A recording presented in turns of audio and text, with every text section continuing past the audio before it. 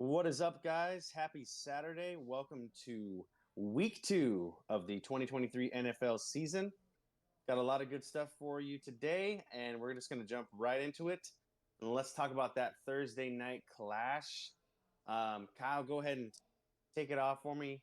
Let's talk about that Eagles offense on Thursday night. Yeah, the Eagles performed very well on the ground. I should say, DeAndre Swift had a great game here. He totaled nearly 180, 170 yards, had a crazy fantasy game. I expect kind of more of the same from him. If you have a running back that's doing that good in a game, down the line, they're going to use him more and more. I don't think they're going to be using Kenneth Gainwell as much, especially with this kind of breakout game that he had. And we also have Jalen Hurts getting some pushing touchdowns. How they do that little quarterback sneak, The butt push. the butt push. And also, we have Devontae Smith also getting some good action there. Plenty more than A.J. Brown, which he had somewhat of a quiet game, so we're expecting him to bounce back from that. But anyways, let's take a look at the flip side here. How about them Vikings? How do you think they performed this week? Well, the Vikings definitely shot themselves in the foot. Four fumbles. That's a recipe for disaster if you're any NFL team. And Cousins is not to blame here. Cousins lost a fumble for sure, but he was delivering all night. He stayed in the pocket, connected with Justin Jefferson for another 160 yards. That connection is just red hot to start the season. I mean, there's going to be some massive fantasy games down the road for Kirk Cousins and this Minnesota offense. It's just a matter of, is the defense going to step up and allow them to, win some games, close out some games here, keep them, relevant so that they're not having to play catch up all night. Even though obviously it bodes well for Cousins and the receivers there. And then let's look at Jordan Addison flexing his big playability yet again this week. That's a nice little connection developing there between the two. It's very promising to see in the early going of the season to see him breaking loose, and there being trust there with the deep ball. So I think that's huge for fantasy owners going forward, especially against some softer defenses here in the future. And then Hawkinson, what can we say about him? He's just an otherworldly talent, and I think that we're really going to see that development. Like this year, TJ Hawkinson is going to be that. I think we're going to start to see him start to stack up with Travis Kelce because he has the athleticism and the strength. It's just a matter of, are they going to get him the usage? And it looks like it's starting to come. It's starting to come, and he's probably going to be number two in the pecking order, is what it looks like there in the Minnesota offense. Oh yeah. So, um, we'll jump right into let's move on to the injury segment here. And I'm going to bring up just the first person that I think a lot of people are thinking of. DeAndre Hopkins, questionable, has been doing some film studies and working with Tannehill this week to try to stay mentally prepared for the game, but hasn't practiced at all. He's the kind of guy who he can step on the field without having to practice and still have fantasy relevance. But it's something that definitely needs to be monitored for any DeAndre Hopkins owners. And if you have the ability to, Traylon Burks is available in your league. Maybe pick him up, and he's probably going to be a decent start. He got removed from the injury report this week. And then I'd say a flyer, if you have, I'm probably saying this wrong, Chigazim Okonkwo. I think that's how you say it, but I could be just horribly wrong there. He's probably going to see a definitely an uptick in usage here. Mind you, against the Chargers defense that just absolutely got torched by Tyreek Hill and the Dolphins last week. So I think this could be a pretty decent fantasy game for the Titans passing attack. And I'm using passing attack loosely when we're talking about the Titans here. Uh, Tannehill, Tannehill still definitely has a lot to prove to show that he's still a fantasy relevant quarterback. But anyway, let's go ahead and move on and let's talk about some of the guys that you're looking at. All right, so my first guy that I'm looking at here is Amari Cooper. He has recently been added to the injury report with a groin injury, and he is questionable for Monday night's game against Pittsburgh. So if Amari Cooper is limited at all, or if he's ruled out for this game, I expect Nick Chubb to be used even more against the Steelers team that's still trying to find an identity. And yeah, I just expect Nick Chubb to really show up here, even with Amari Cooper, with or without. If there's no Amari Cooper in this game, expect even bigger things. But, you can't go wrong with Nick Chubb, obviously. Yeah, Steelers defense definitely struggled on the run against McCaffrey in week 1. So we'll see. Amari Cooper going to have that extra day of rest here. One other person that I'm looking at right now, Brandon Cooks, questionable going into that matchup against the Jets. It's I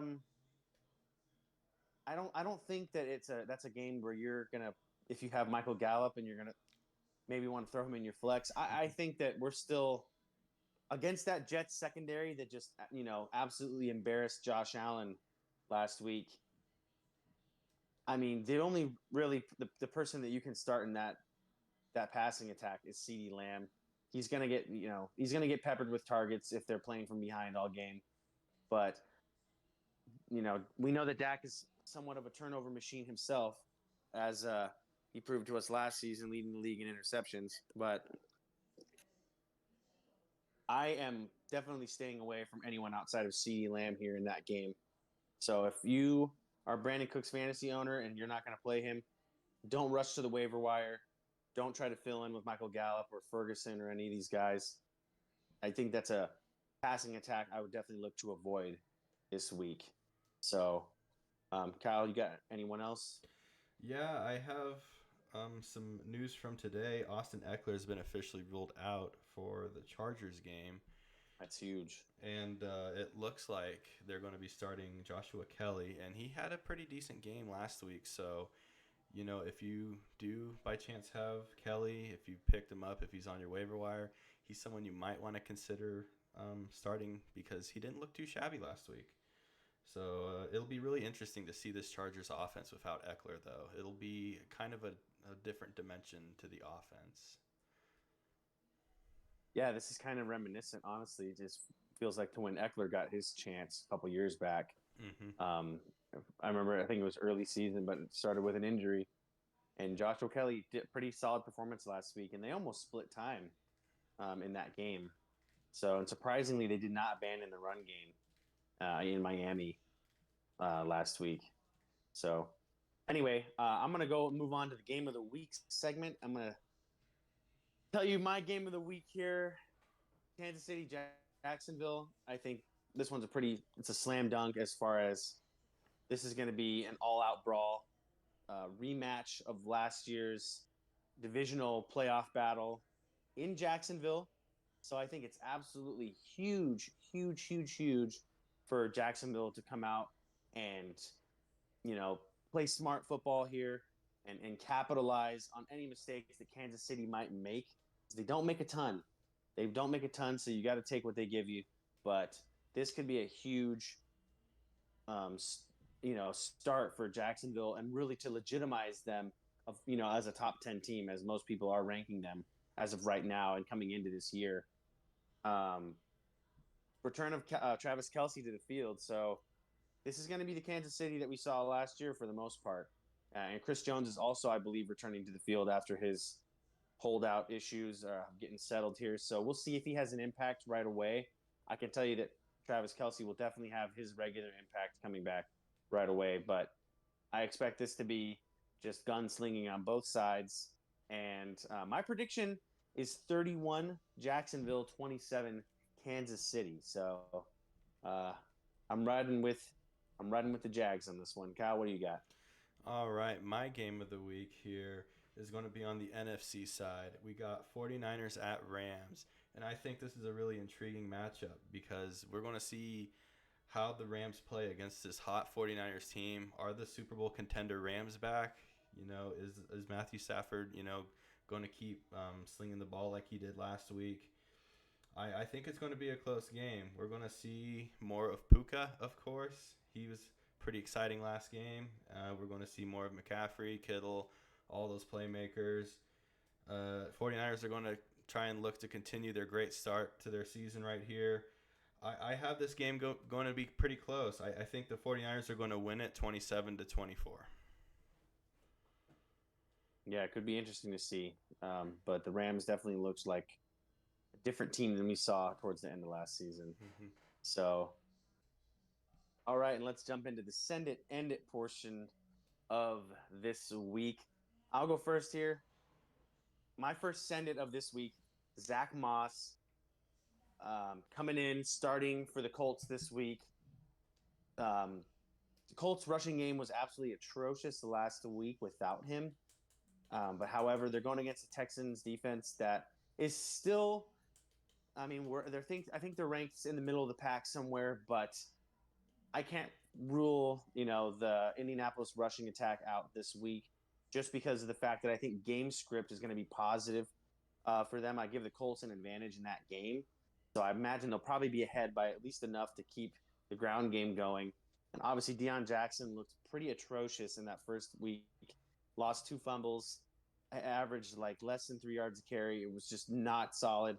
So I think with Richardson being able to open up some more opportunities here as a solid running quarterback, I think that Zach Moss, at least volume based, that should be a good matchup for him. If you have it, if he's on your waiver wire, if you had him stashed on your bench, definitely a great flex play, but wouldn't be a bad running RB2 play either this week. So, Kyle, who do you got for your first send it? All right, my first send it is going to be the Sun God. Amon-Ra St. Brown going up against the Seattle defense. And Matthew Stafford dotted up this defense all game long last week, and I expect nothing but the same from the Detroit Lions, especially Amon-Ra St. Brown. This is the perfect matchup for him. I think he's going to go off. It should be a high-scoring game, I would imagine, and an exciting game as well. So that's why I'm going to go with Amon-Ra. What's your other send it, Ben? It's actually going to be from the same game. Obviously, flashback to last year, that was probably a top 3 fantasy games of the year. I think it was 41-40 or something along those lines. Just an absolute brawl on both sides. Geno Smith is going to be my second send it. Kind of a rough outing in that first week. Don't exactly know what was going on as far as I think they weren't able to sustain drives, weren't able to get anything going. But this week, against the Lions defense, I mean, regardless of the fact that they're on the road, he has just a multitude of weapons. The run game is going to be performed pretty well. I just see this being a pretty similar game that we had last year.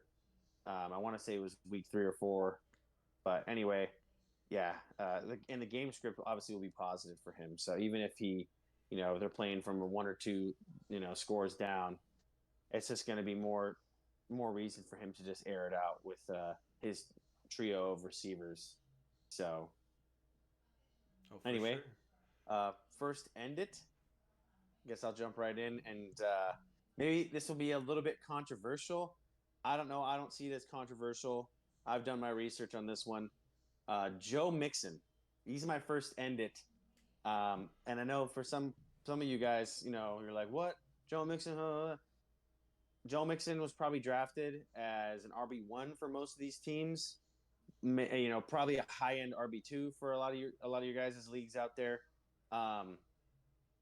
He hasn't performed insanely against the Ravens, and really in the entirety of his career. Cincinnati. This is just I see being a similar game to last week. They still need to bounce back majorly. So, with that being said, I'm staying away from him. There's better options out there than Joe Mixon. I mean, Zach Moss, Khalil Herbert. Those are guys that are probably available on waivers and whatnot. You might be able to just plug one of those in and have a better matchup because Joe Mixon is going against a stout defense, and it's probably going to be along the lines of negative game script. And especially if you're in a non PPR league and you lose those, that passing value that he might have in this game. Um, I think there's going to be better options for you. Not that he's not going to have maybe a serviceable week, but sometimes what are you looking for? Are you looking for 20 points, or are you looking for 10 points? That's the way I see it. So anyway, go ahead, Kyle, take it away. All right, my first ended of the day is Dak Prescott. He's going up against this very tough Jets defense that made Josh Allen run for his life basically all game long Monday night. And it's going to be really interesting to see how the Cowboys react to this defense. So the great secondary, great pass rush. Jets might be in the run for best defense in the league, honestly, with how they play the Bills. But, the season's still early. I don't want to crown them yet or anything. But I do expect Dak to struggle a little bit with this defense. I know they have some weapons on offense. I think it's going to be an interesting game to see if the Cowboys can sort of game plan to kind of see themselves out and score some points on this defense. But honestly, I think it's too much of a risk, especially if you're playing in one quarterback leagues. I'd probably start someone else rather than Dak Prescott. What is your other end it there, Ben? Yeah, I agree with you there, especially if Brandon Cooks is not going to be playing. Mm-hmm. Just lose one more of his weapons. Anyway, my second one is going to be Terry McLaurin. McLaurin last week got the nod to play against Arizona. Wasn't heavily involved. Dotson and Samuel were a lot more used. I think that he didn't have his usual explosiveness. He definitely wasn't 100%. And maybe they still ease him in again this week against this stout Denver defense. I mean, he's probably going to be blanketed by Surtain for most of this game. And if it maybe can work him into the slot, I don't know. I don't see this boding well for the Washington offense that already, a lot of young guys on this offense. And I mean, it could very easily implode, especially against a, um, borderline Hall of Fame coach in Sean Payton. Um, he's probably going to figure out a way to shut down Sam Howell in this offense. So it's a really, for me, it's a kind of one of those fantasy nightmare games heading into it. But I think that you can probably figure out a better option for wide receiver or flex wherever you have Terry McLaurin on your roster. Oh yeah. Let's see. My second end it of the day is going to be James Conner. I feel like this Giants team is going to want redemption after getting their ass kicked on Sunday Night Football. And this Cardinals team, on paper, they don't really compare with the talent that the Giants have. So I think the Cardinals are just going to be playing catch up all game long, not really going to be using Conner all that much. So I feel like Conner's going to have a rough game here against this Giants team that's looking to at least make up for the horrible loss they suffered last week. So that is my other end it. Yeah, any points for the Giants this week would be an improvement, wouldn't it? Yeah, for sure. So perfect redemption matchup here, playing against arguably, one of the worst teams in the league, if not the worst team in the league on paper. Mm-hmm. So, yeah, should be a slam dunk for them to go in there and redeem themselves and get a win. But anyway, that's all we got for you this week, guys. Appreciate you tuning in. Good luck in your matchups this week. We'll see you next Saturday.